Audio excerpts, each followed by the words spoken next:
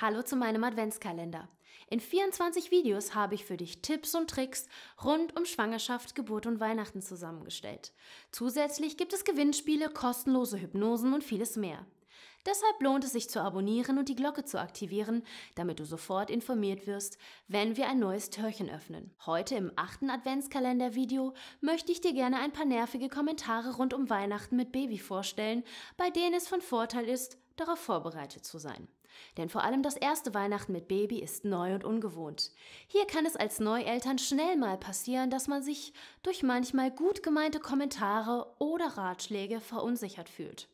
Deshalb möchte ich dir in diesem Video gerne ein paar Tipps geben, wie du mit diesen Kommentaren umgehen kannst. Ich bin Mama von 2 Kindern, ausgebildete Hypnobirthing- und Babymassage-Kursleiterin, Rückbildungstrainerin, Entspannungstrainerin und Wochenbettcoach. Schön, dass du mein Video anschaust. Die Adventszeit und Weihnachten ist für viele die schönste Zeit des Jahres. Lichterketten, Plätzchen, Adventskranz und Weihnachtsbaum. Mit Baby kommen die Erinnerungen an die Weihnachtszeit in der eigenen Kindheit meist wieder deutlich hervor. Natürlich soll auch das erste Weihnachten mit Baby unvergesslich sein. Und mit diesem Video bist du definitiv noch ein wenig besser darauf vorbereitet, wie du auf ungewollte Ratschläge reagieren könntest. Okay? Los geht's. Nummer 1. Ach komm, ein Glühwein geht doch noch. Vor allem als Stillmama sollte man komplett auf Alkohol verzichten. Auch Glühwein fällt in die Kategorie von Getränken, die man meidet. Nun hast du verschiedene Möglichkeiten, mit dieser Situation umzugehen. Zum einen könntest du deine Stillsituation erklären. Hier könnte es aber passieren, dass das oben genannte Argument trotzdem wiederholt wird. Wenn du mögliche Diskussionen lieber vermeiden möchtest, könntest du einfach sagen, dass du heute viel lieber Lust auf einen warmen Kakao hast. So kommst du in den Genuss eines alkoholfreien Getränkes und musst niemandem erklären oder womöglich noch darüber diskutieren, warum du keinen Glühwein trinken möchtest. Du hast etwas zum Anstoßen und alle sind hoffentlich zufrieden. Nummer 2. Das Baby braucht doch noch keine Geschenke. Ja und nein. Hier sollte man immer ein bisschen differenzieren. Natürlich kann sich dein Baby später nicht daran erinnern, dass es etwas bekommen hat oder was es bekommen hat.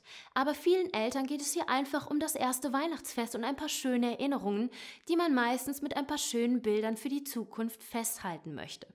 Außerdem gibt es auch für die Kleinsten bereits Geschenke, die man zu Weihnachten verpacken kann. Hier natürlich auch wieder der Hinweis, das Baby nicht mit zu vielen Reizen zu überfluten.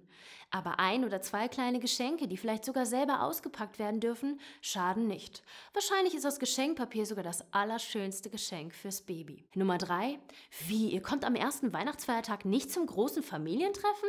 Es kann sein, dass ihr bis jetzt jedes Jahr am ersten Feiertag zum traditionellen großen Treffen mit der ganzen Familie gefahren seid. Dieses Jahr hast du aber vielleicht das Gefühl, dass es mit kleinem Baby einfach zu viel, zu laut und zu anstrengend werden könnte. Mein Tipp ist in diesem Fall ganz klar folgender. Hör auf dein Bauchgefühl. Wenn du also ein Jahr das große Weihnachtstreffen ausfallen lassen möchtest, solltest du kein schlechtes Gewissen haben.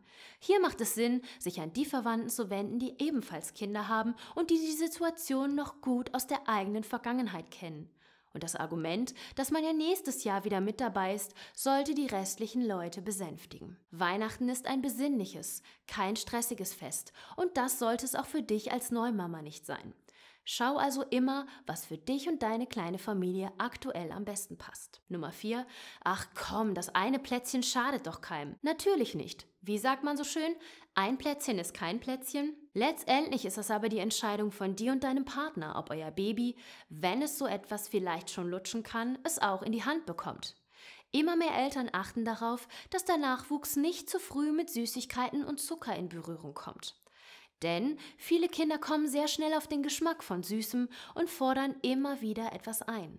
Hat man also einmal etwas Süßes probieren lassen und das Baby kennt diesen Geschmack, kann es schwer sein, eine Regelmäßigkeit zu vermeiden. Denn es kann äußerst anstrengend sein, einem weinenden und schreienden Baby zu erklären, warum es keine Plätzchen mehr darf, obwohl es ein paar Tage vorher erlaubt war.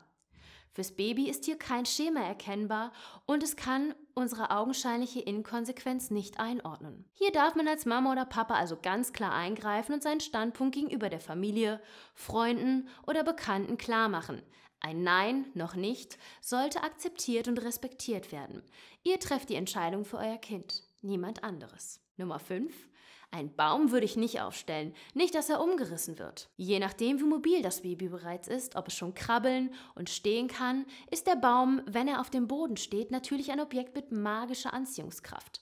Nichtsdestotrotz sollte ein Baby kein Hindernis sein, einen Weihnachtsbaum aufzustellen. Gerade mit Baby hat man meistens noch viel mehr das Bedürfnis, richtig weihnachtlich zu dekorieren. Daher muss man nicht pauschal auf einen Weihnachtsbaum verzichten. Eine mögliche Variante ist, den Baum in diesem Jahr erhöht zu stellen auf ein Sideboard und ihn somit außerhalb der Reichweite zu haben. Eine andere Möglichkeit wäre, dem Baby durch wiederholtes Nein deutlich zu machen, dass es den Baum nicht anfassen darf. Oder man beobachtet erst einmal, was passiert, sobald der Baum steht und bemerkt wird. Vielleicht ist er weniger interessant als befürchtet. Und natürlich sollte man Kind und Baum niemals unbeobachtet alleine lassen. Das war's zum Thema Kommentare und Ratschläge rund um Weihnachten. Um noch mehr Mamas auf dieses wichtige Thema aufmerksam zu machen, gib diesem Video ein Like und teile es. Abonniere den Kanal und läute die Glocke, damit du kein neues Video mehr verpasst. Hier findest du die ganze Playlist mit allen Adventskalender-Videos und noch weitere interessante Videos. Bis zum nächsten Video. Deine Marie.